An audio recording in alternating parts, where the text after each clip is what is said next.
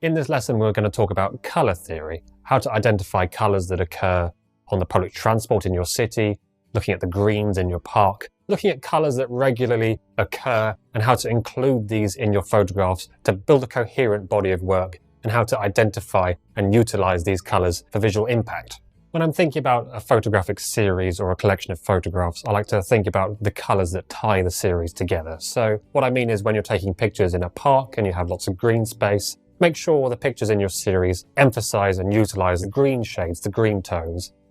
Similarly, if you're taking pictures in a busy city and you have the public transport, like the red buses in London, for example, try and weave this red into your series just to add this coherent narrative, I guess, into your photograph and how to use this consistent colour look in your frames.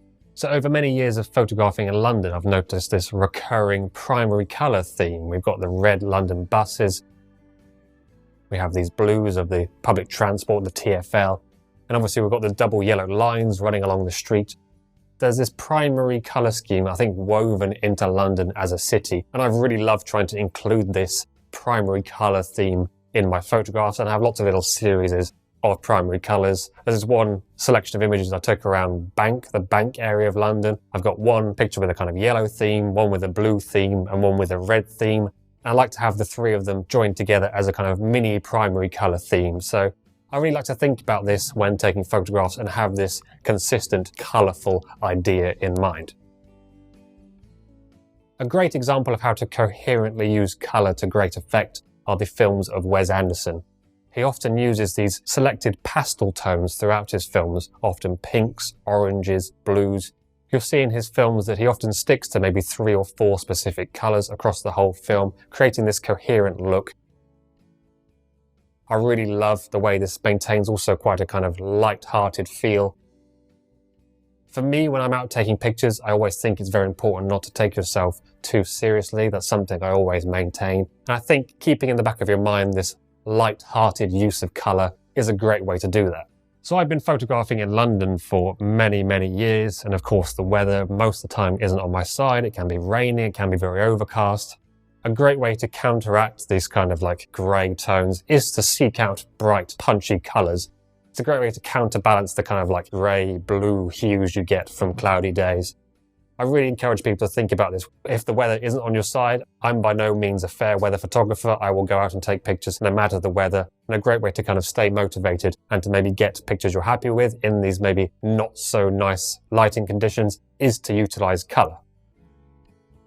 I'm by no means against photographing in black and white, so I started out taking black and white photographs, but for me, over the years, colour itself has been such an integral part of the story I want to tell in my photographs. I really love the way you can use colours to create mood in a photograph as well. I often find myself leaning towards these warmer colours like reds, yellows, oranges. I think they help to add this more nostalgic look to my photographs, which is something I'm actively trying to achieve. So when I first started taking photographs, I had to use 35mm or medium format film, and I could choose the film stock that I wanted to use, and that film stock would have a specific colour look to it. It would have a colour profile, I guess. For me now, shooting film simply isn't economically viable. It's incredibly expensive. It's hard to develop. I can't quite get the consistent look from film that I want to get. So nowadays, you can achieve that consistent colour look by using Lightroom Mobile, and I'll run through how I use Lightroom Mobile to achieve this look later on in the course. So a photographer that's had a huge influence on my work and use of colour from day one is Martin Parr. Martin Parr has been photographing the UK for years and years. He used film over many, many years to achieve this kind of consistent colour look. I absolutely adore the way he uses colour to tell a story and weave this narrative into his photographs. So this photograph from Martin Parr's book, The Last Resort, you can see we have this fantastic use of colour across the frame. We've got the red of the bus stop, the blue of the sky, lovely skin tones. We also have the arrangement of the people within the frame. There's so much to look at across the whole frame. It keeps your eye engaged. It keeps your eye wondering what's going on. Martin Parr's photographs also visual documentation of life in the UK at this time. You've got his pictures from the beach showing the style at the time, the newspaper headlines, the way people dressed, the way people interacted with each other, how that's changed over the years.